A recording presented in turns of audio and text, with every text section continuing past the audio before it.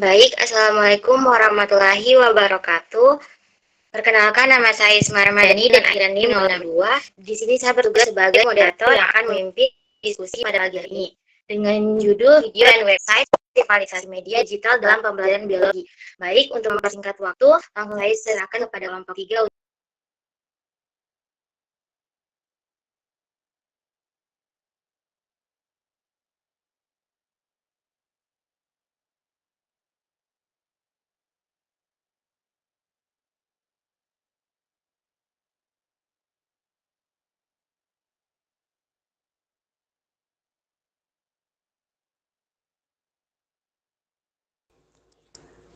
Oke, baik. Terima kasih kepada moderator. Di sini saya sebagai pemateri pertama dengan judul materi kami itu mengenai video dan website optimalisasi media digital dalam pembelajaran biologi. Nah, yang pertama di sini ada next mengenai pendahuluan, yaitu perkembangan teknologi informasi mendorong pengguna media digital dalam pembelajaran. Media video dan website menjadi pilihan utama karena mampu menyajikan materi secara menarik, fleksibel, dan mudah diakses. Pengguna kedua media ini membantu yang pertama meningkatkan pemahaman konsep, meningkatkan motivasi belajar, dan mendukung pembelajaran daring maupun luring. Next. Nah, kemudian ke pengertian media pembelajaran berbasis video dan website. Yang pertama yaitu pengertian media video. Nah, media video adalah media pembelajaran berbasis audio visual yang menyajikan materi melalui perpaduan gambar bergerak dan suara dalam satu kesatuan. Video dapat berupa rekaman penjelasan, animasi, maupun dokumentasi suatu proses yang disusun secara sistematis untuk mendukung penyampaian materi. Karakteristik utamanya terletak pada unsur visual dan auditori yang ditampilkan secara bersamaan sehingga materi lebih mudah dipahami. Kemudian yang kedua ada pengertian media website. Media website adalah media pembelajaran berbasis internet yang memuat informasi atau materi dalam bentuk teks, gambar, video, dan elemen digital lainnya dalam satu halaman atau sistem terstruktur. Website dirancang secara online sehingga dapat diakses melalui perangkat yang terhubung ke jaringan internet. Media ini menjadi bagian dari perkembangan teknologi digital dalam dunia pendidikan. Next. Kemudian ada fungsi video dalam menghidupkan konsep biologi. Yang pertama ada visualisasi abstrak, menghadirkan konsep mikroskopis seperti siklus parasit, transport membran, dan mekanisme enzim melalui animasi 3D. Kemudian yang kedua ada demonstrasi prosedur, menunjukkan teknik preparat, praktikum bioteknologi, dan keselamatan laboratorium dengan jelas. Yang ketiga ada membangun empati, menampilkan metamorfosis lengkap, letusan gunung api, atau operasi transplantasi yang sulit diamati langsung. Yang terakhir ada fenomena langka, dokumenter tentang perubahan iklim dan konservasi membentuk sikap ilmiah dan lingkungan. Next. Nah, kemudian ada fungsi website sebagai gerbang ilmu biologi modern. Yang pertama, sumber data primer dan sekunder, portal akses ke jurnal atau PubMed atau NCBI, database genom, dan situs lembaga seperti LIPI dan WWF untuk penelitian siswa. Yang kedua ada simulasi dan laboratorium maya, platform seperti PHET dan HAMI biointeraktif menyediakan simulasi evolusi, ekosistem, dan PCR. Yang ketiga ada repositori pembelajaran, LMS seperti Google Classroom untuk mengelola materi, tugas, dan diskusi proyek observasi tumbuhan. Yang terakhir ada kolaborasi dan citizen science, di mana wiki kelompok untuk mendeterminasi tumbuhan dan partisipasi dalam proyek sains warga. Next.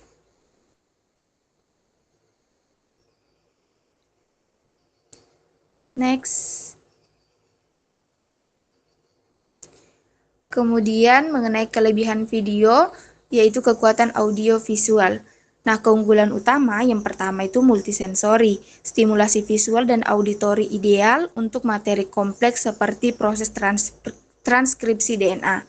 Yang kedua ada atraktif dan memotivasi, narasi dan visual berkualitas meningkatkan engagement siswa secara signifikan. Yang ketiga adalah self-paced learning, siswa dapat mengulang video tutorial anatomi sesuai kebutuhan individual. Yang terakhir ada aksesibel, yaitu materi eksplorasi ekosistem dapat diakses kapan saja di luar kelas. Nah, contoh aplikasi nyatanya yaitu ada di Kok Bisa YouTube channel. Nah, relevansinya itu sangat efektif untuk membangun logika, berpikir ilmiah, dan membantu hubungan sebab akibat dari suatu fenomena biologis, sekaligus menunjukkan bahwa sains adalah bagian dari kehidupan sehari-hari. Nah, channel ini merupakan channel edukasi populer yang menjawab pertanyaan sains, seperti bagaimana cara kerja vaksin, nah, melalui narasi logis, analogi kehidupan sehari-hari, dan animasi gaya scribbing yang dinamis. Oke, materi selanjutnya akan dibawakan oleh rekan saya.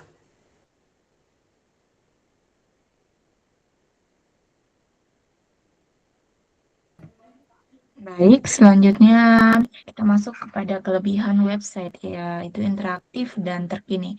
Nah, terdapat 3 keunggulan utamanya. Yang pertama ada dinamis dan mutakhir, yaitu informasinya itu terbaru tentang kasus penyakit, temuan spesies baru, ataupun teknologi CRISPR. Ini dapat diakses langsung. Kemudian ada eksplorasi mandiri. Nah, siswa itu dapat menelusuri tautan terkait sesuai dengan minat dari artikel DNA menuju aplikasi forensik. Kemudian ada efisiensi dan berkelanjutan. Nah, ini dapat mengurangi fotokopi modul dan mendukung paperless classroom yang ramah lingkungan. Nah, di sini ada contoh aplikasi nyatanya yaitu website Bioman Biologi. Nah, ini platform game edukasi dan simulasi biologi interaktif yang memungkinkan siswa itu mempraktikkan konsep seperti transportasi membran, respirasi sel, ataupun struktur DNA. Nah, secara langsung melalui tantangan dan permainan berbasis skor.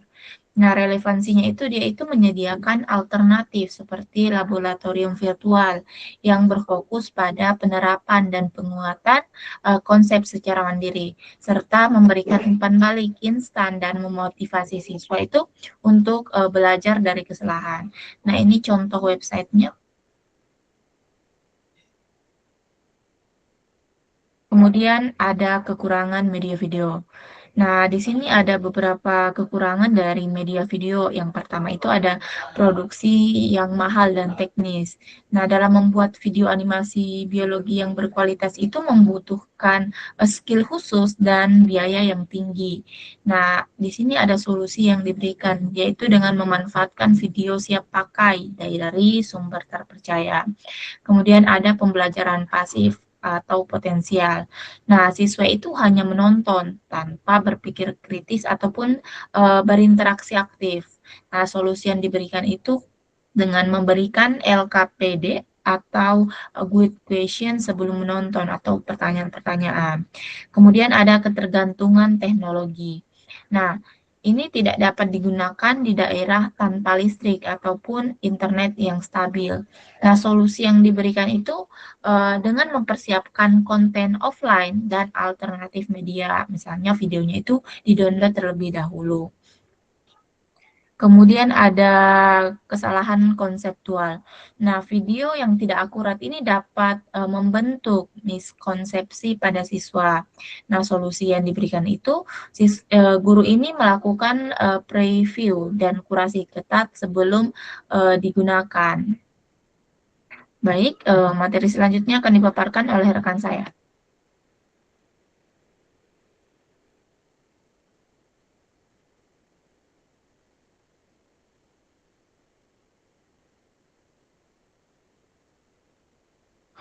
Karena kayaknya rekan saya belum ada, saya lanjutkan. Di sini ada kekurangan media website. Nah, yang pertama itu ada overload atau misinformasi. Nah, banyak informasi itu yang tidak terfilter atau sulit untuk membedakan sumber yang kredibel. Nah, solusi yang diberikan itu pentingnya literasi digital dan panduan sumber yang kredibel seperti website akhiran Gov, Edu, ataupun jurnal. Kemudian ada minimnya interaksi sosial fisik. Nah, ini seperti diskusi online yang mungkin kurang mendalam dibandingkan dengan tatap muka. Kemudian ada distraksi tinggi.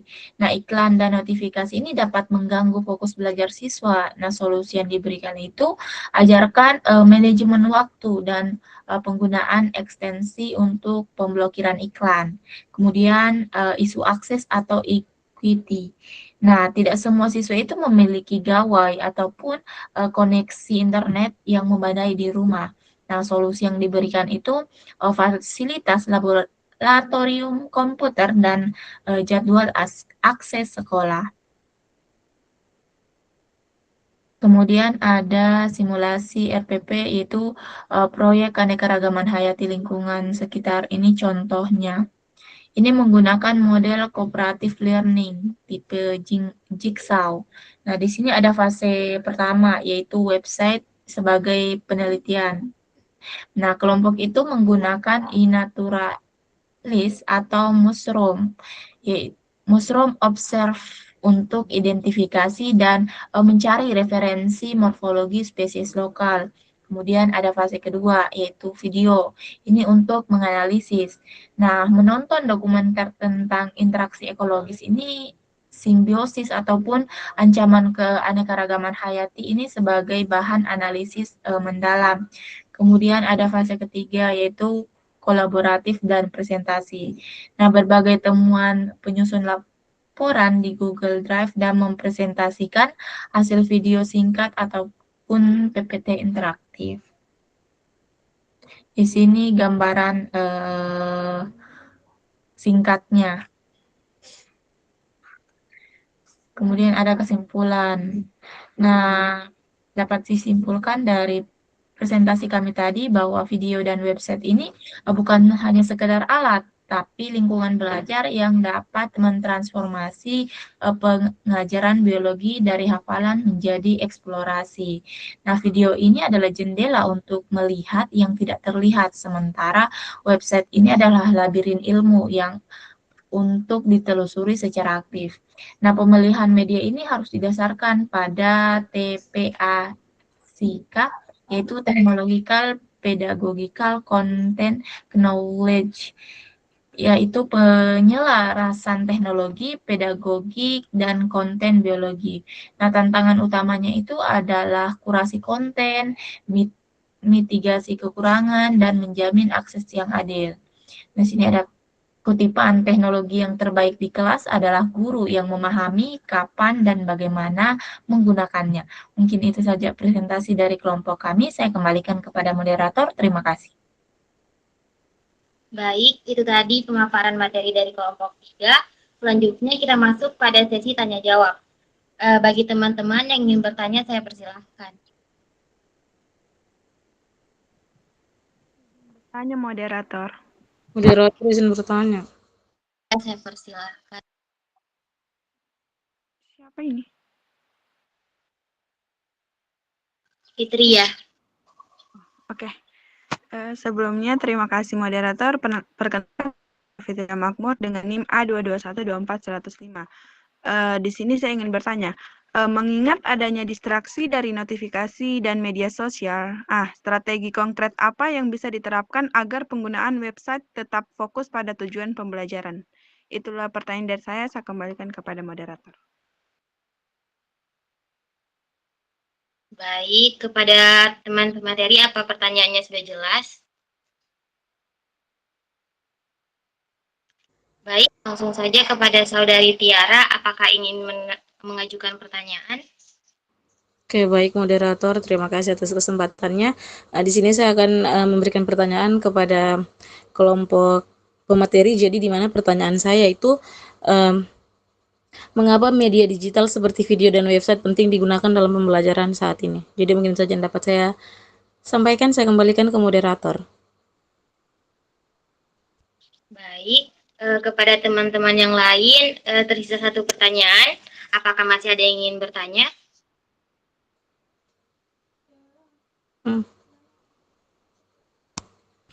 Izin moderator. Enggak. Baik, kepada Saudari Sarma Ayu saya persilahkan. Baik, terima kasih moderator. Pertanyaanku sebenarnya simpel saja karena saya baca di PPT kalian itu tadi penjelasan tentang bioman biologi yang dimana ini dia menyediakan alternatif laboratorium virtual. Nah, pertanyaannya apakah efisien bagi kita itu bioman biologi itu jadi laboratorium virtual? Apakah efisien? Itu aja pertanyaan saja. Baik, terima kasih. Saya kembalikan kepada moderator.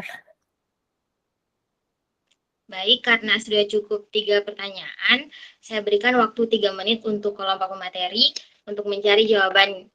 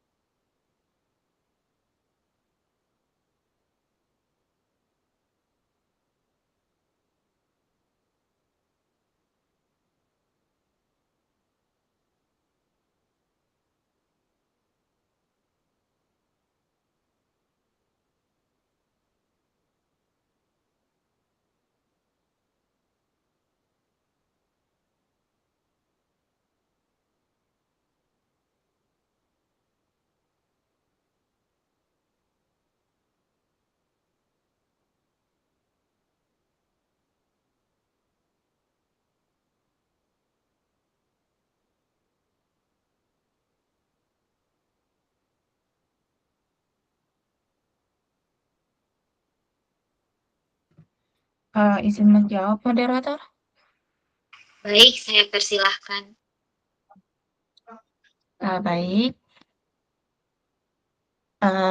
Terima kasih atas kesempatannya. Di sini saya ingin menjawab pertanyaan dari Saudari Fitria Makmur, di mana di sini pertanyaannya kan tadi ada dibahas mengingat adanya distraksi dan notifikasi dan media sosial sebagai strategi konkret apa yang bisa diterapkan agar penggunaan website ini tetap fokus pada tujuan pembelajaran yang diberikan.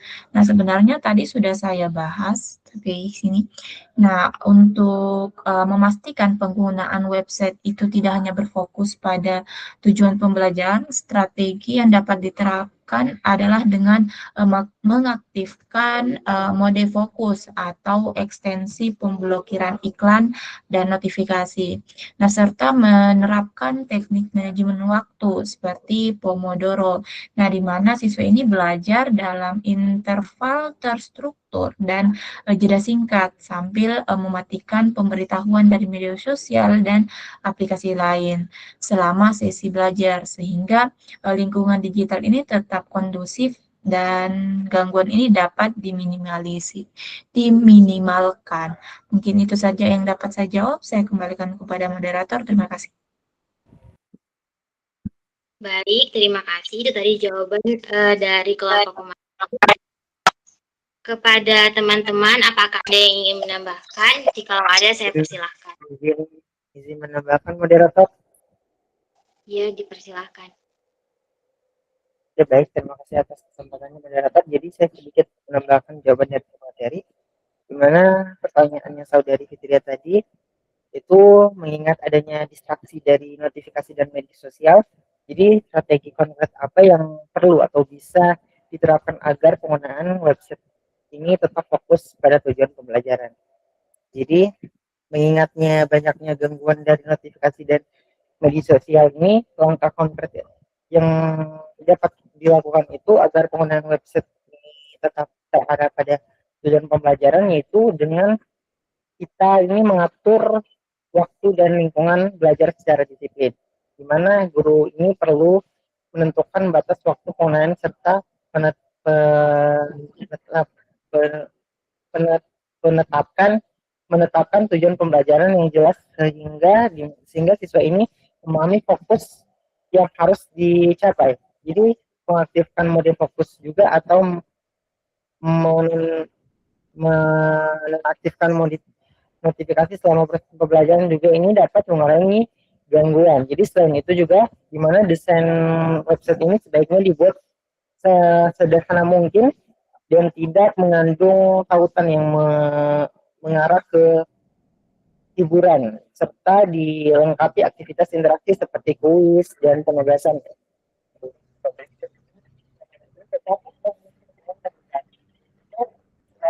Refleksi ini terhadap penggunaan waktu belajar juga penting untuk menumbuhkan tanggung jawab serta kesadaran digital, sehingga teknologi yang dimanfaatkan secara optimal ini untuk mendukung pembelajaran yang berlanjut. Oke, mungkin itu saja yang dapat saya sampaikan moderator. Terima kasih. Baik, terima kasih. Kepada teman-teman yang lain, apakah masih ada yang ingin menambahkan?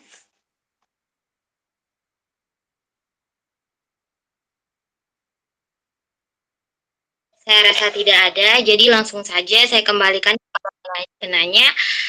Saudari Fitria, apakah sudah puas dengan jawaban dari pemateri dan juga tambahan dari forum? Saya sudah paham jawaban dari pemateri dan agar penggunaan web.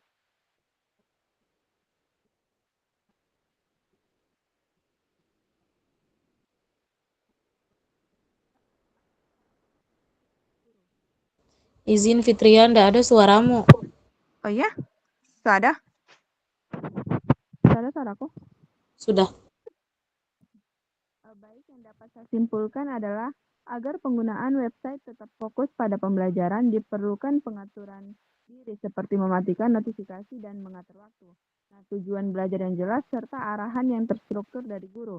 Nah, dengan strategi yang tepat, website tidak menjadi sumber distraksi, tetapi justru menjadi alat belajar yang efektif dan terarah. Itulah kesimpulan saya kembalikan kepada moderator. Terima kasih. Baik, langsung saja saya serahkan kepada pemateri untuk menjawab pertanyaan selanjutnya. Izin moderator. Oke, baik. Di sini saya akan menjawab pertanyaan dari Saudari Tiara. Dengan pertanyaannya itu, mengapa media digital seperti video dan website penting digunakan dalam pembelajaran saat ini? Nah, media digital seperti video dan website itu penting dalam pembelajaran karena membuat materi lebih mudah dipahami dan tidak membosankan. Video membantu siswa melihat dan mendengar penjelasan secara langsung, sedangkan kalau website itu dia menyediakan informasi yang bisa diakses kapan saja. Selain itu, media digital juga membuat siswa lebih tertarik belajar dan membantu mereka memahami teknologi yang penting di zaman sekarang. Media digital juga memungkinkan pembelajaran menjadi lebih fleksibel, siswa bisa belajar kapan saja dan mengulang materi jika belum paham, tanpa harus menunggu penjelasan ulang dari guru. Hal ini sangat membantu terutama ketika belajar mandiri di rumah. Selain itu, penggunaan video dan website dapat meningkatkan keaktifan siswa dalam belajar. Siswa bisa mencari informasi sendiri, menonton penjelasan tambahan, dan memperdalam materi sesuai kebutuhan mereka. Dengan begitu, proses belajar menjadi lebih mandiri dan tidak hanya bergantung pada satu sumber saja. Oke, mungkin itu saja jawaban dari saya. Saya kembalikan ke moderator. Terima kasih. Baik, itu tadi jawaban dari pemateri. Kepada teman-teman, apakah ada yang ingin menambahkan? Jika ada, saya persilahkan.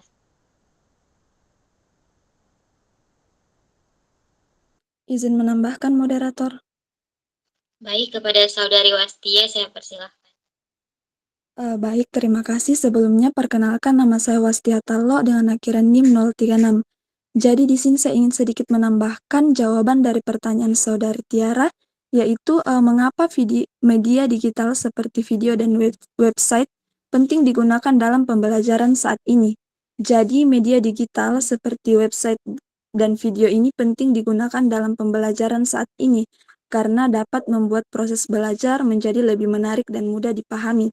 Melalui video, siswa bisa melihat gambar, animasi, dan contoh langsung sehingga materi tidak hanya dibayangkan tetapi bisa dilihat dengan jelas. Kemudian dengan website juga menyediakan banyak informasi yang bisa diakses kapan saja dan di mana saja sehingga belajar tidak terbatas oleh ruang dan waktu. Selain itu, media digital membantu siswa lebih aktif mencari informasi sendiri dan melatih kemandirian dalam belajar.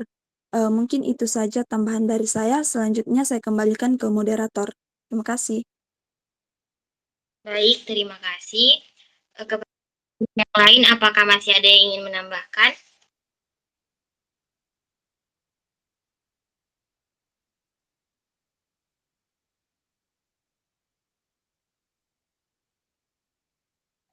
Kepada Saudara Mohyoga, apakah Baik, terima kasih atas kesempatan yang telah diberikan. Di sini saya sedikit menambahkan jawaban tadi dari rekan-rekan, yang mana pertanyaannya itu pertanyaan tadi, mengapa media digital seperti video dan website penting digunakan dalam pembelajaran saat ini? Nah, jadi media digital seperti video dan website ini menjadi penting dalam pembelajaran saat ini karena kemampuannya untuk menjembatani kesenjangan antara konsep abstrak di dalam kelas dengan realitas konkret di lapangan secara instan dan mendalam. Video ini mampu membawa mahasiswa ataupun siswa terjun ke laboratorium virtual atau menyaksikan fenomena alam yang langka hanya dalam hitungan detik.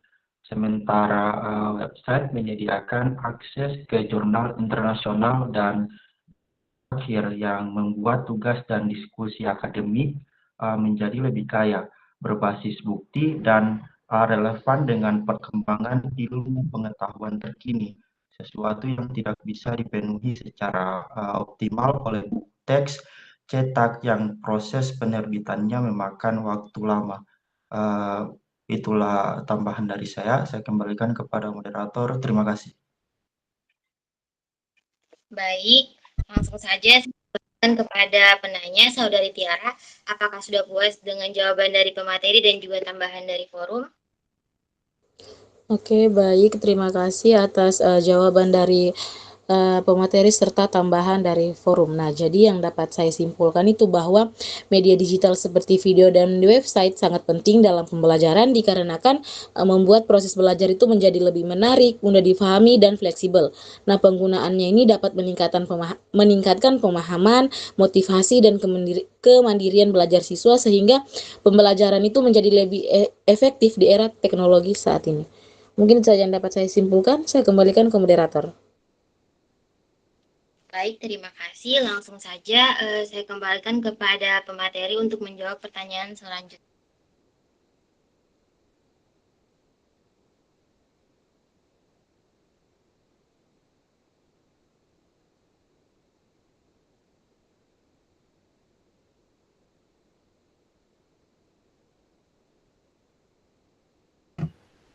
Baik, suara saya kedengaran?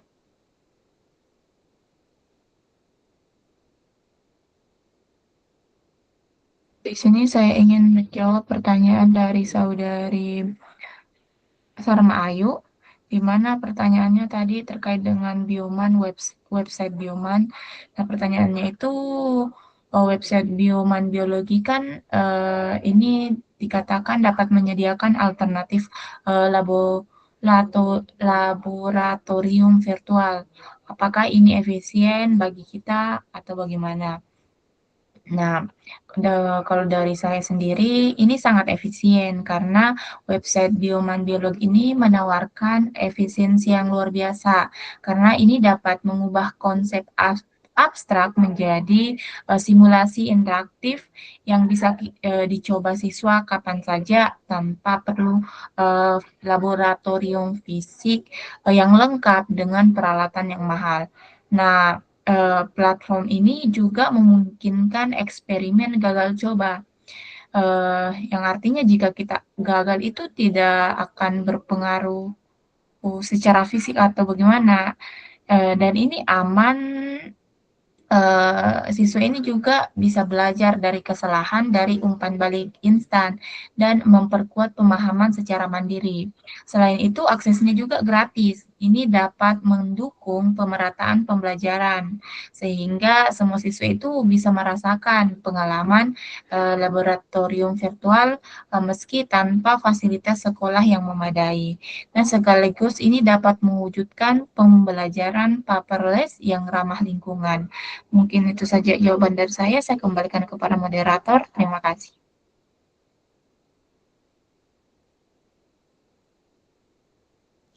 Baik, terima kasih.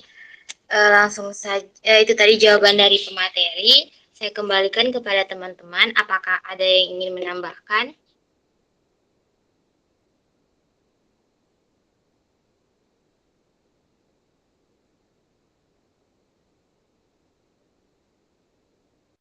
Izin menambahkan, moderator.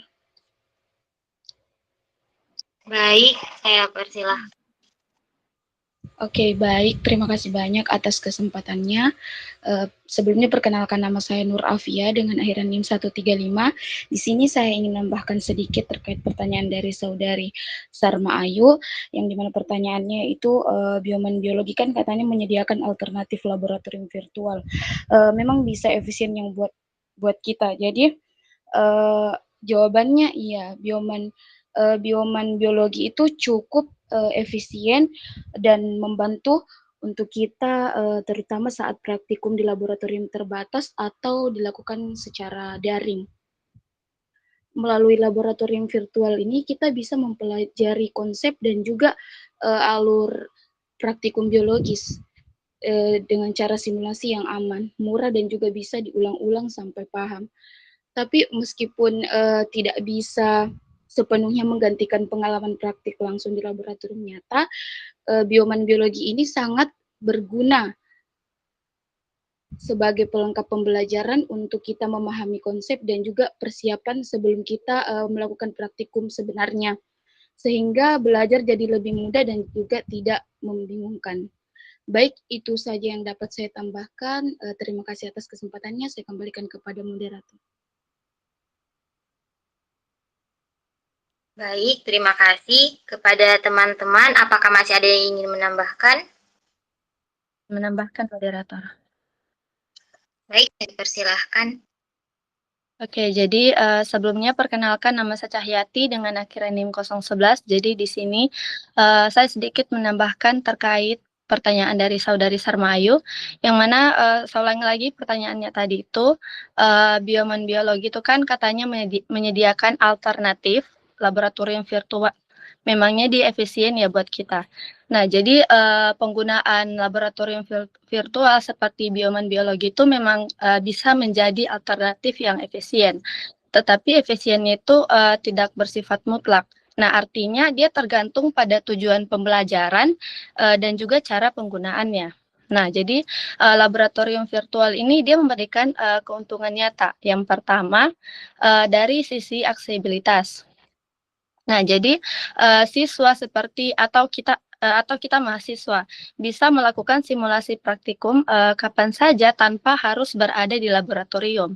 Yang mana hal tersebut saya rasa bisa membantu ketika fasilitas terbatas atau alat mahal. Nah, jadi dalam konteks pembelajaran biologi, simulasi seperti eksperimen sel, genetika, atau ekologi itu dapat diulang berkali-kali tanpa risiko kesalahan fatal, yang mana sehingga proses tersebut bisa memahami konsep menjadi lebih cepat. Nah, yang kedua dari segi efisiensi waktu dan biaya. Nah, laboratorium virtual ini bisa menghilangkan kebutuhan bahan habis pakai, persiapan alat, serta prosedur keamanan yang biasanya memakan waktu. Nah, jadi pengguna bisa langsung fokus pada konsep inti eksperimen, bukan pada teknik persiapan. Yang mana hal tersebut saya rasa membuat pembelajaran lebih praktis, terutama untuk tahapan pengenalan materi atau latihan analisis data. Nah, akan tetapi seperti yang kita tahu, setiap ada kelebihan pasti ada juga kekurangan. Nah, laboratorium virtual ini juga memiliki keterbatasan seperti pengalaman praktikum nyata.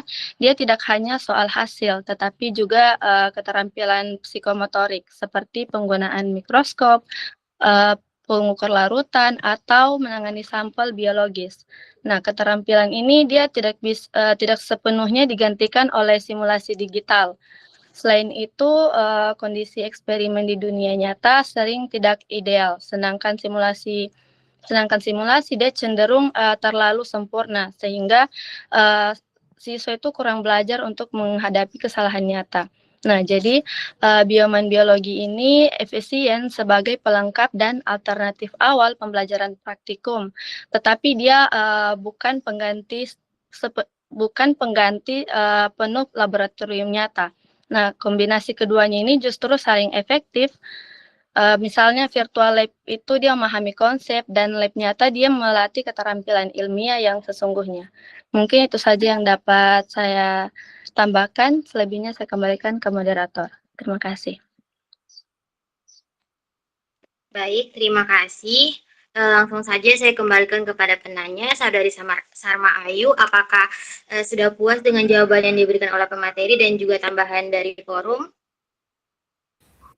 Baik, terima kasih atas jawabannya teman-teman. Berarti yang bisa saya simpulkan pada semua jawaban itu, bioman biologi ini efisien karena tadi mengubah konsep abstrak menjadi simulasi interaktif. Terus kalau ada eksperimen gagal coba, itu tidak berpengaruh secara fisik dan bagi kita jadi aman, dan juga memperkuat pemahaman secara mandiri, Kak. Jadi serta akses luas jadi bisa kita jangkau kapan saja. Dan juga ada tadi saya dengar tambahan dari forum, ini bioman biologi itu membantu saat praktikum di laboratorium yang terbatas dan bisa diulang-ulang sampai kita paham. Mungkin itu saja yang bisa saya simpulkan. Saya kembalikan kepada moderator.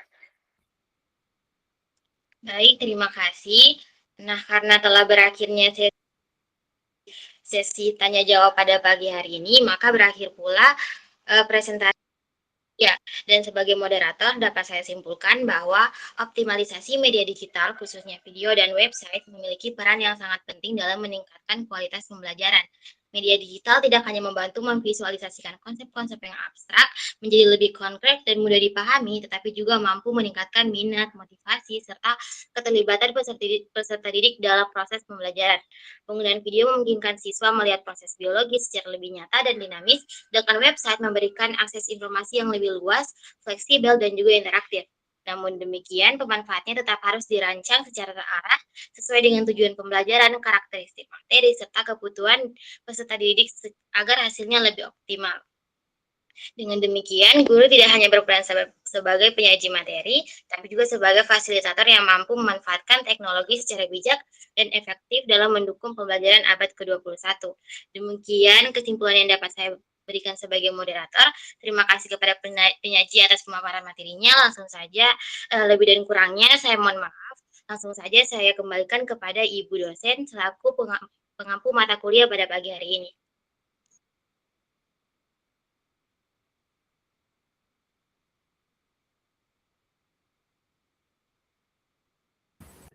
Oke, terima kasih atas presentasi dan diskusinya ya. Sangat bagus untuk materi hari ini, yaitu media pembelajaran berupa video dan website ya. Tadi sudah diberikan contoh-contohnya juga terkait websitenya seperti apa untuk materi biologi ya, dan juga untuk video ya. Walaupun tadi harusnya sih sebenarnya bisa ditayangin asli websitenya tuh kayak gimana gitu ya, biar kita tahu virtual lab yang dikatakan tuh kayak gimana sih gitu ya, video yang kok bisa tadi tuh gimana gitu ya. Oke, saya akan tampilkan karena saya juga tadi mencoba-coba ya untuk website tadi seperti apa yang diberikan oleh presenter. Oke, saya mau bagikan layar dulu. Ini banyak banget yang mau saya kasih lihat, jadi mungkin saya akan memperlihatkan layarnya aja keseluruhan biar smooth untuk pergantian antar ininya ya, jendelanya ya. Oke, saya mau kasih lihat dulu untuk nilai. Seperti biasa adik-adik, saya selalu memperlihatkan progres nilai kalian agar kalian juga termotivasi dan juga tahu bahwa ketika kalian niat belajar atau niat untuk kuliah, maka nilainya juga harusnya sepadan dengan usaha gitu ya. Nah, di sini kalian bisa lihat kalian sudah berada di pertemuan keempat, sehingga pertemuan kedua dan pertemuan ketiga itu sudah dinilai ya, baik untuk mind map sama keaktifannya. Bagi yang masih merah itu berarti ya memang belum ada nilainya ya untuk mind map sama keaktifan. Untuk penyusulan tugas, apakah nanti dibuka atau tidak sama Ibu Vita, sepertinya dibuka, tapi tunggu saja kapan gitu ya, biar saya tidak buka berkali-kali. Jadi mungkin sekali untuk yang belum sama sekali ada tugas mind map-nya gitu ya, tapi mungkin saya lupa apakah saya sudah kasih tahu tidak di sini. Tentu standar nilainya berbeda dengan yang on time gitu ya, mengerjakan tugas tersebut gitu. Nah, ini nanti bakal saya update kembali untuk pertemuan keempat setelah selesai mata kuliah ini gitu ya, pertemuan keempat ini. Nah, kemudian di sini juga saya sudah melakukan penilaian atau kayak menulis siapa saja yang aktif ya, dan nanti disesuaikan dengan notulensinya. Jadi si notulen saya tidak tahu siapa namanya, nggak diperkenalkan sama moderator. Nanti saya akan bandingkan dengan catatan notulen ya, dengan catatan saya gitu ya. Oke, kita mulai dari mana dulu nih? Banyak banget yang saya mau kasih lihat. Pertama kita ke bagian ini ya, websitenya. Jadi websitenya bagus ternyata ya. Nama websitenya biomanbio.com ya. Nah, silakan adik-adik bisa bikin akun gitu ya untuk tahu bagaimana isinya gitu ya. Karena website itu kan tadi adalah media pembelajaran, salah satu media pembelajaran yang tentunya diaksesnya online gitu. Jadi memang kita harus terhubung dengan internet untuk kita bisa buka si website itu gitu ya. Website itu ya tadi selain dia ini sekaligus materi juga ya, tambahan ya.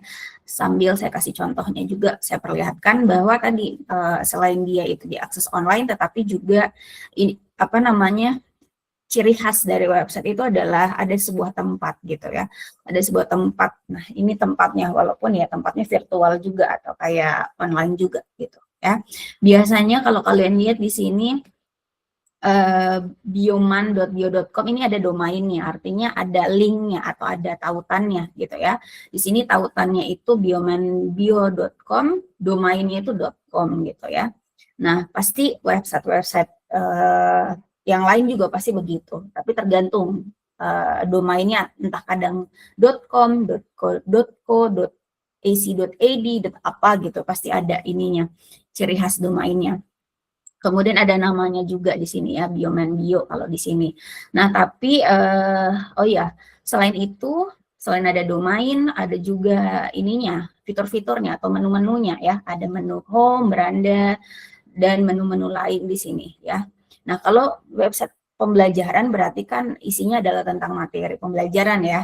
Nah, yang bagusnya adalah website tersebut menarik itu ya, biar orang yang mengunjungi website tersebut itu tertarik untuk melihat fitur-fitur atau menu-menu atau isi-isi yang ada di dalamnya gitu ya. Kemudian di sini ada judul, kemudian ada kayak menu-menunya. Di setiap menu ketika kita klik pasti ada isi yang berbeda dibandingkan menu lainnya gitu ya. Nah, ini keunggulan dari website ya. Jadi menarik, kemudian kita bisa mengupdate materi gitu ya. Kalau misalkan materinya ada yang baru, kita bisa langsung update gitu ya, tanpa tadi perlu dicetak atau tanpa perlu mungkin di apa ya, menunggu gitu ya proses untuk publikasi atau pencetakan biasanya gitu ya. Nah, di sini saya sudah mempelajari sedikit fitur-fiturnya ya, tetapi yang dimaksud tadi virtual lab-nya itu tidak seperti yang saya bayangkan. Jadi sebenarnya ada website yang benar-benar virtual lab. Artinya ketika kita masuk itu kita seolah-olah kayak sedang menggunakan misalkan kayak pipetnya atau kayak tabung reaksinya gitu ya, walaupun kita nggak pegang gitu. Jadi di depan itu kayak kita berada di lab-nya langsung. Nah, sementara kalau di sini kalau kalian lihat di bagian menu-menu materi di sebelah kiri ini materi-materi kayaknya sih lebih ke materi sekolah gitu ya, dan juga terbatas gitu. Saya melihatnya tadi sekali saya coba itu tidak perlu daftar gitu, jadi hanya tulis nama gitu ya. Nah, saya lihat virtual lab-nya itu sebenarnya lebih ke kayak games gitu. Jadi kayak misalkan mencocok-cocokkan atau misalkan apa ya, kayak menyusun itu. Virtual lab-nya seperti itu, gitu. Bukan virtual lab yang sebenarnya ada di lab tapi secara virtual. Begitu ya. Jadi adik-adik coba lihat lagi fitur-fiturnya.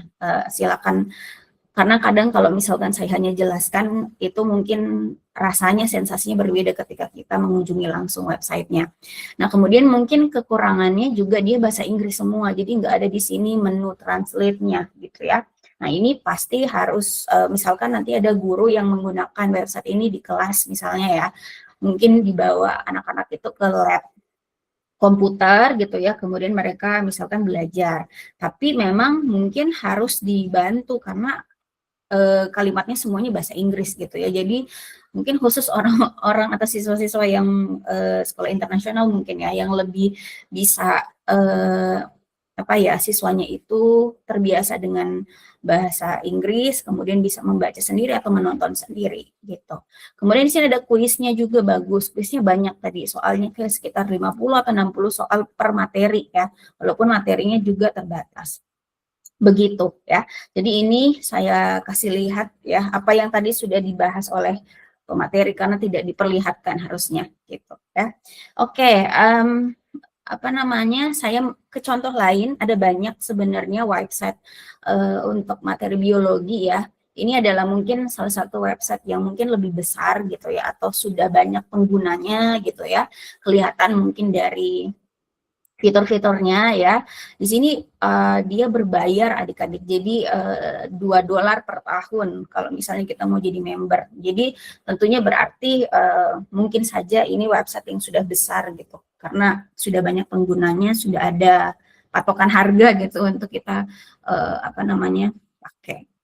Nah, tapi ada juga website-website adik-adik yang itu kita bisa bikin sendiri gitu. Jadi artinya guru itu bisa saja menggunakan website yang sudah besar tadi gitu ya. Sebenarnya ada banyak, ada Biomen tadi, ada Khan Academy, ada Ruang Guru dan lain sebagainya, itu kan website juga ya. Tapi mungkin pasti keterbatasannya mungkin biaya dan lain sebagainya.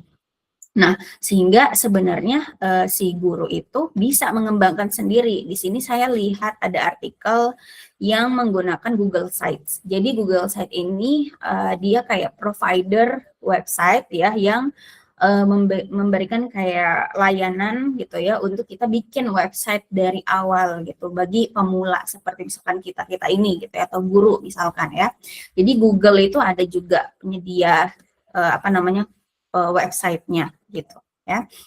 Nah, dari artikel ini yang diteliti adalah dikembangkan dulu websitenya menggunakan Google Sites, lalu dilihat kemampuan berpikir kritisnya. Nah, kalau mau lihat artikelnya silakan bisa di copy paste, ada juga kayaknya di Google Drive saya, di Meet kedua itu ada, ini saya cantumkan linknya gitu ya. Nah, ketika saya buka untuk artikel ini ternyata ada untuk nama websitenya ya. Nama websitenya itu ada di bagian pembahasan atau di mana kalau nggak salah. Ada pokoknya di sini. Nggak tahu kenapa tiba-tiba hitam ini layarnya. Nah, nama websitenya ini. saya sudah buka juga, yaitu sites.google.com gitu. Jadi kalau misalkan kita menggunakan domain yang gratis, biasanya pasti ada embel-embel nama websitenya. Jadi karena ini yang memakai Google Sites, maka si guru ini nama websitenya pasti ada sites.google.com, baru ada nama websitenya ini. Begitu. Nah, sama seperti website yang tadi sudah besar, ternyata di website ini yang dari artikel tadi itu juga memuat mirip menunya, walaupun mungkin beda tampilannya gitu ya. Ada home, ada tujuan pembelajaran, ada materi, ada video, ada lagu, dan lain sebagainya. Jadi fitur-fitur atau menu-menu yang ada di dalam suatu website itu tuh tergantung dari yang mau mengembangkan. Nah, bagus kalau gurunya yang mengembangkan sendiri, karena gurunya tahu apa yang mau dimasukkan di dalam website itu untuk siswanya gitu ya. Misalkan ini bagus karena ini bahasa Indonesia gitu ya, ada tujuan pembelajarannya. Jadi siswa ketika buka website ini tahu bahwa apa yang mau dipelajari sih, untuk misalkan materinya bisa dilihat di tujuan pembelajaran gitu ya. Atau misalkan kita balik lagi di menu video atau menu materi. Nah, materinya kita bisa lihat bahwa gurunya sudah tuh menyiapkan materi-materi berupa teks gitu ya, atau modul gitu ya. Kemudian ada menu home lagi, ketika kita klik menu home, ada lagi tampilan sebelumnya yang tampilan awal, kemudian mau lihat apa lagi, video, ternyata ada video juga gitu ya, yang dikembangkan oleh gurunya gitu. Jadi sangat sangat lengkap gitu ya media website ini dibandingkan mungkin media-media lain. Tapi kekurangannya adalah tentu butuh waktu lama untuk mengembangkan website ini, karena kalau mulai dari awal semuanya harus dibuat dari awal gitu. Mulai dari apa saja yang mau dimasukkan, isinya, tampilannya seperti apa, dan lain sebagainya. Begitu ya. Nah, kemudian kalau kalian lihat di website ini, dia itu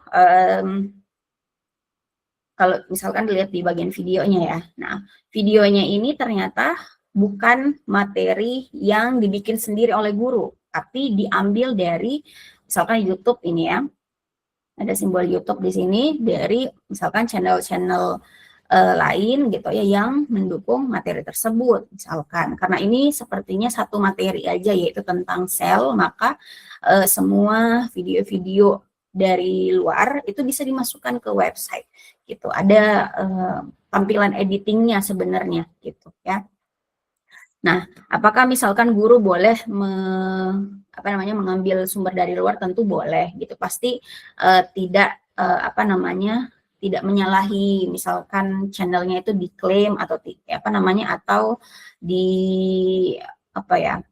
diklaim milik sendiri, atau misalkan tanpa sumber, karena di sini kita kelihatan ada sumbernya gitu ya. Ini boleh seperti ini gitu ya. Tapi sebenarnya yang paling bagus adalah apakah isinya itu original dari gurunya atau tidak gitu. Nah,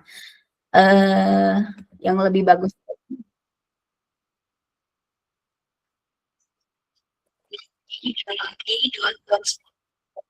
Nah, ini adalah website yang saya bikin gitu. Jadi mungkin sedikit kasih informasi juga bahwa saya tugas akhirnya itu adalah bikin website. Nah, kalau kalian lihat di sini, kalau tadi kan ada .com, kemudian ada sites Google gitu ya, .com. Nah, ini saya pakai providernya atau penyedia websitenya adalah Blogspot gitu ya. Jadi ada banyak sekali domain-domain yang bisa kita pakai gitu ya. Mungkin ada Blogspot, ada juga biasa WordPress, dan lain sebagainya. Nah, ini juga saya kembangkan waktu itu mulai dari awal sekali gitu. Mulai dari ya bikin akun gitu ya, kemudian pilih tampilannya, kemudian diganti semua gitu ya, apa saja yang mau dimasukkan ke dalam isi ini gitu ya. Nah, ciri khas website tentu masih sama gitu, walaupun websitenya beda-beda. Ada tadi menu-menu yang pastinya bisa kita buka satu-satu, dan setiap dari menunya pasti berisi isian yang berbeda gitu ya. Nah, kalau di sini ada menu beranda ya, kemudian ada tadi ini suara, kalau kalian dengar itu saya masukin SoundCloud. Ada yang tahu SoundCloud mungkin ya? SoundCloud itu kayak website untuk kita rekam suara gitu ya. Nah, itu kita bisa pakai tuh SoundCloud, misalkan website dari luar untuk kita rekam suara kita, kemudian kita masukin ke website kita, seperti yang saya lakukan di sini. Jadi, ketika dibuka menu beranda gitu ya, maka bisa langsung otomatis gitu. Ada settingannya sendiri gitu, mau otomatis terputar atau tidak gitu. Nah, untuk misalkan mengenalkan website ini gitu ya. Itu bisa seperti itu. Kemudian misalkan ada tutorial, akses web blognya bisa juga gitu. Jadi memang tadi kelebihannya website itu kan banyak fitur-fitur, menu-menu yang lengkap gitu, yang menarik. Tapi tentu kadang pengguna itu atau orang yang mau mengunjungi website itu, misalkan siswa yang mau mengunjungi website tersebut untuk belajar, pasti kan awam ya. Jadi harus at least ada kayak mungkin petunjuk gitu, entah mungkin lewat video tutorial atau lewat buku gitu ya, untuk dilihat dulu guidebooknya, panduannya, atau mungkin tadi lewat suara, itu juga bisa seperti itu. Nah, mungkin yang berbeda dengan website 2 tadi dengan website saya, yaitu ada chat room-nya di sini, walaupun memang harus login lagi gitu ya. Ada chat room sehingga si guru dan siswa sebenarnya bisa terhubung atau interaktif gitu ya, atau berinteraksi walaupun berada di tempat yang berbeda. Yang penting bisa terhubung atau bisa masuk ke dalam website tersebut gitu. Jadi ketika guru mau memberikan instruksi di lewat chatroom itu bisa gitu. Ketika siswa mau membalas atau bertanya juga boleh lewat chatroom ini gitu ya. Nah, sama juga mungkin menu-menu lain, ada video yang saya bikin, tapi bedanya ini video saya bikin sendiri dari awal gitu ya. Jadi memang lama sekali untuk bikin sesuatu itu yang mulai from scratch-nya atau from zero-nya dari awalnya gitu ya. Di sini saya sematkan ada channel saya, nanti saya kasih lihat channelnya, walaupun berubah nama sebenarnya. Waktu itu ini nama YouTube channelnya, kemudian di sini sebenarnya ketika diklik videonya sudah bisa ditonton di di website ini gitu ya. Kemudian ada handout, sama seperti tadi materi juga ada gitu ya. Begini ya. Materinya saya baru satu waktu itu, yaitu sistem saraf. Jadi di sini saya masukin rangkumannya gitu terkait sistem saraf.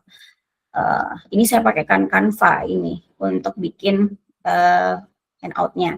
Kemudian ada menu evaluasi. Nah, kayaknya sih memang website pembelajaran itu selalu harus ada evaluasi. Dan kalian temukan juga di satu website tadi yang besar dan website yang tadi yang kedua dan website ini gitu. Walaupun ini ketika diklik evaluasinya itu dia menuju ke website lain gitu, jadi tidak tempel ke websitenya gitu ya. Ini saya pakai Quizzes ya, Quizzes. Nah, kemudian nanti di sini ada kodenya, bisa ditulis gitu ya, biar nanti siswanya bisa mengerjakan soal. Kemudian ada menu download di sini. Jadi kalau mungkin ada misalkan siswa-siswa yang mau menonton offline untuk ditonton berulang kali video itu gitu ya, itu bisa gitu.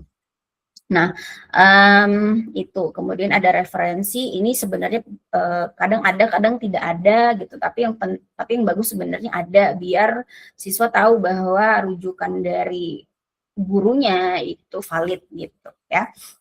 Nah, tadi untuk website yang ini juga sebenarnya ada menu evaluasinya. Nah, yang bagus di sini evaluasinya itu dia tertanam, artinya kita bisa langsung mengerjakan di website ini gitu tanpa keluar lagi dari website tersebut. Silakan bisa dilihat ya ininya, linknya untuk bisa dibuka.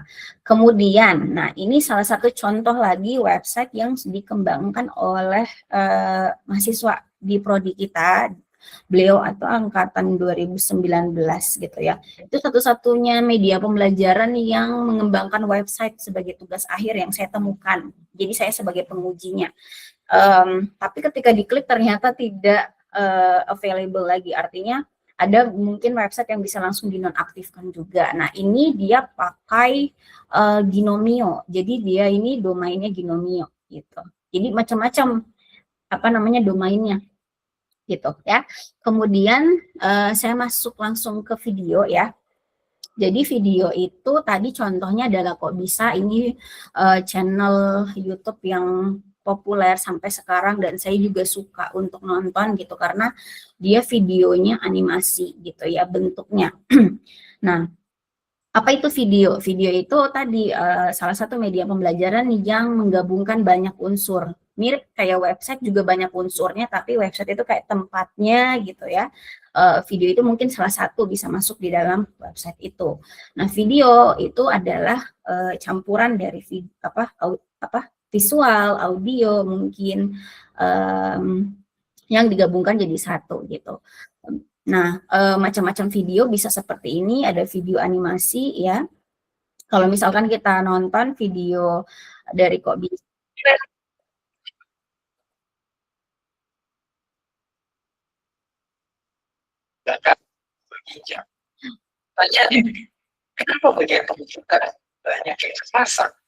Nah, kalau kalian melihat ciri khas dari video animasi itu ada pergerakan gitu, itu banyak frame atau banyak apa sih kayak kalau kita bikin frame itu seperti kayak ada satu layar atau satu apa ya bidang gitu ya. Nah, kalau animasi itu banyak bidang, jadi digerakin gitu secara cepat atau kayak kita misalkan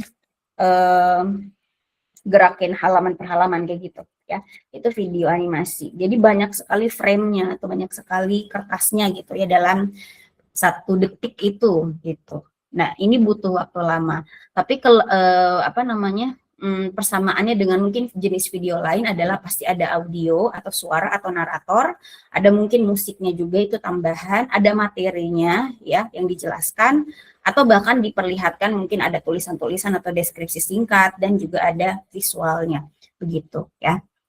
Nah, ini saya mau kasih lihat contoh dari video yang saya bikin, tentunya tidak sebanding dengan kualitas animasi dari Kok Bisa, karena jenis video itu bukan hanya animasi, tetapi bisa juga sebenarnya ketika saya merekam ini berupa video pembelajaran, itu bisa masuk juga video yang dimaksud. Jadi video misalkan ceramah, ngejelasin, itu bisa gitu.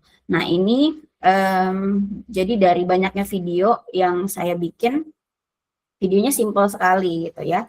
Misalkan seperti ini adik-adik, ada suara narator, ada orangnya yang tampil gitu ya, kemudian ada yang dijelaskan. Nah, ini saya waktu itu hanya tulis tangan aja gitu, kemudian saya foto dan saya pakai saya lupa nama studio apa sih, kayak ada nama aplikasi atau iya nama aplikasi yang dipakai di laptop yang kita itu bisa nyeting apa saja yang mau ditampilin dalam satu layar gitu ya. Nah, ini saya pakai PPT sebenarnya, kemudian ini saya bikinkan template-nya di mana saya harus muncul, di mana judul dan di mana materi gitu ya. Seperti ini sudah bisa dijadikan video pembelajaran juga gitu ya.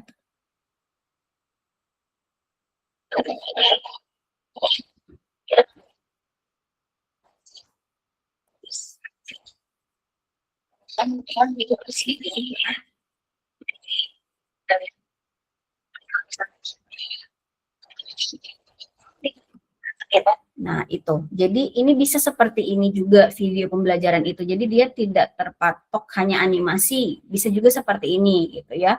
Kemudian bisa juga misalkan contohnya gitu ya, yang juga saya bikin itu video di dalam video, itu juga bisa. Jadi kita misalkan mau menjelaskan sesuatu gitu ya, bukan hanya lewat gambar atau lewat animasi, tapi juga bisa kita tampilkan video, tapi video itu kita jelasin lagi, itu juga bisa gitu. Seperti misalkan video yang saya bikin. Ya. Nah, ini misalkan ya, ini adalah video ya sebenarnya, kemudian saya jelaskan lagi videonya gitu. menggunakan sistem saraf. Jadi sistem saraf itu adalah komponen dari neuron yang saling bekerja sama. Nah, seperti itu bisa juga dikatakan sebagai video pembelajaran. Atau ada lagi video pembelajaran yang lain, misalkan yang simple, kita hanya merekam aja layar kita, kemudian kita gambar coret-coret gitu ya, terus kita rekam gitu. Misalkan seperti ini.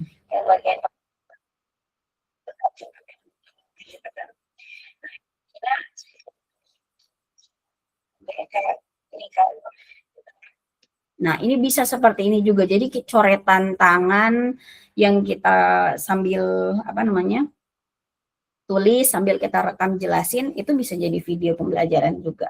Seperti itu ya. Nah, ini salah satu contoh video sebagai tugas akhir yang dibuat oleh mahasiswa prodi kita juga. Jadi dia ngembangin video yang isinya itu sebenarnya hasil penelitiannya dia, yaitu ini jenis videonya beda lagi gitu ya. Coba kita tonton.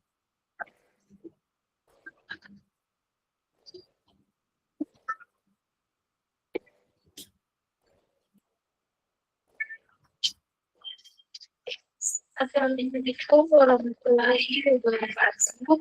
Sekarang saya berada di air terjun Salupa di Desa Wira, Kecamatan Komoran Puslepa, Provinsi Sulawesi Tengah. Nah, ini adalah jenis video dokumenter gitu ya. Jadi video itu ada macam-macam. Nah, ini dia berada di tempatnya langsung, objeknya langsung untuk videokan atau direkam, kemudian nanti video tersebut original videonya diedit gitu ya. Seperti itu. Itu bisa juga sebagai video pembelajaran. Nah, terakhir tadi kalau terkait website yang dikembangkan oleh mahasiswa tadi, ini judulnya ya. Jadi dia mengembangkan website, walaupun websitenya tadi tidak aktif lagi ya. Ini ya dalam pembelajaran. Jadi dipakai website itu di kelas gitu ya. Jadi dipakai di dalam kelas. Nah, di dalam kelas itu dia masukkan website itu berada di kegiatan inti. Jadi bisa dimasukkan atau dipakai si website itu untuk kegiatan inti, di mana di proses pembelajaran di kelas itu ada kegiatan pendahuluan, kegiatan inti, dan ada kegiatan penutup. Nah, apakah website itu harus ditaruh di inti aja? Tergantung. Jadi tadi ya, mungkin ada yang bertanya, di mana sih misalnya media pembelajaran itu dipakai di kelas? Tergantung gurunya. Gurunya itu mau menampilkan di mana, tujuan medianya dipakai itu untuk apa gitu. Itu bisa tergantung guru gitu. Jadi tidak ada saklek atau harus di bagian mana saja. Begitu ya. Kemudian satu lagi tadi, karena website tadi itu harus dipahami dulu untuk dipakai, maka website itu baiknya harus dibuatkan, tadi ada lembar validasinya ya, sama seperti yang pertemuan sebelumnya, website dan video itu harus tetap divalidasi juga. Ini kalau di kelasnya ya, ada dokumentasinya. Nah, ada buku panduannya. Jadi website itu harus ada buku panduannya. Lebih bagus biar siswanya dibaca dulu informasi di dalam website itu, baru nanti dipakai websitenya. Begitu. Nah, untuk video juga ada lembar validasinya. Kemudian ini ada editing prosesnya juga. Jadi tadi video originalnya itu diedit terlebih dahulu. Nah, kalau ini sepertinya pakai CapCut ya, yang mungkin kalian lebih familiar juga pakai aplikasi editing di HP gitu. Walaupun di laptop itu juga bisa gitu. Jadi saya di laptop ada juga CapCut-nya gitu. Ini lebih mudah memang fitur-fitur kalau kita pakai editing app yang mungkin familiar di kita gitu ya. Tapi ada juga mungkin editing app lain, misalkan kayak saya lupa. Waktu itu saya pakai Wondershare Filmora gitu. Itu seperti editing pro gitu ya. Jadi banyak banget fitur-fiturnya. Tapi memang berat untuk laptop gitu. Jadi kita memang menyesuaikan saja budget, menyesuaikan apa yang kita punya gitu ya untuk kita bisa kembangkan sebuah media, entah itu website ataupun video seperti itu ya. Jadi semoga bisa menambah banyak hal ya selain dari apa yang sudah dijelaskan oleh pemateri. Begitu ya. Jadi untuk tambahan dari saya tidak hanya di satu PPT ya, jadi saya banyak sekali menampilkan contoh-contoh dari media tersebut gitu ya. Oke, karena waktunya sudah habis, maka kita langsung lanjut aja ke bagian presensi ya. Silakan adik-adik semua membuka ya videonya, dan ketika dipanggil silakan bisa nyaut gitu ya. Sambil sambil dipanggil nanti silakan sudah bisa mulai bikin mind map-nya ya. Jadi mind map-nya itu saya sudah tutup ya. Jadi saya sudah sudah bikin folder barunya. Jadi nanti kalian ketika sudah selesai mind map-nya silakan bisa diupload di tugas mind map Meet 4 ya, bukan 3, 2 atau 1.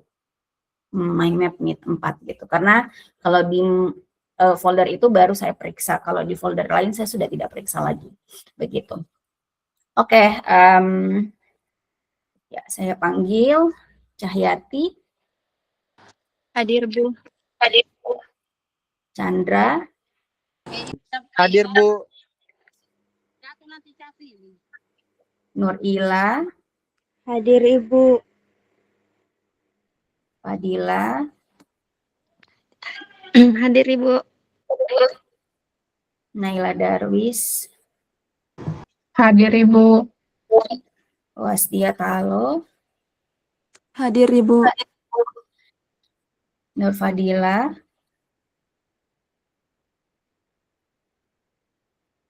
Sarma Ayu. Hadir, Ibu. Afifah Hairunisa. Hadir, Ibu. Tiara. Hadir, Ibu. Isma Ramadhani.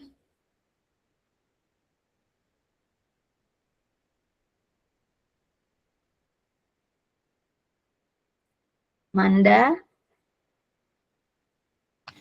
Hadir, Ibu. Ifta Miftahul Hadir, Ibu. Ifta Miftahul Jana. Hadir, Ibu. Rahma. Ayla Huria Balkis. Hadir, Ibu. Syafira Nur Awalida. Hadir, Ibu. Hadir. Najwa Putri Hadir, Julia. Ibu. Nur Hidayah Maharani. Hadir, Ibu. Vini Rianti.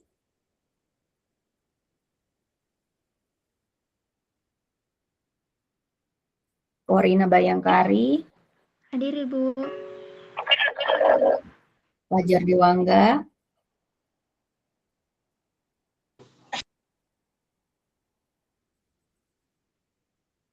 Saya tidak dengar suaramu, tidak terlihat juga, Fajar. Hadir, Ibu. Hadir, Ibu. Oke. Muhammad Yoga. Hadir, Ibu. Fitria Makmur. Hadir, Ibu. Amalia Amanda. Hadir, Ibu. Nur Afia. Hadir, Ibu. Febriani.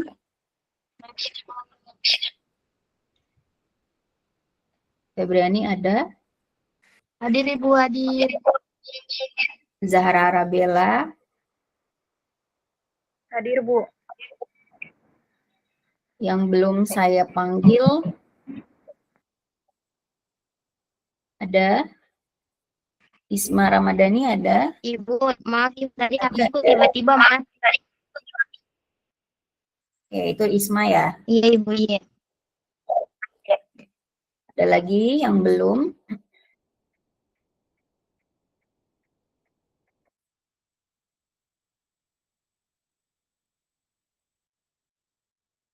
Yang sudah saya kasih hadir berarti sudah aman ya. Oke. Saya simpan ya untuk pertemuan keempat. Sudah selesai adik-adik, terima kasih banyak sudah bergabung, semoga bisa mendapatkan banyak materi untuk hari ini yang berbeda. Silakan bisa kerjakan materi mind map-nya, materinya terkait media video dan media website gitu ya. Nah, itu saja untuk hari ini, saya cukupkan materinya. Saya akan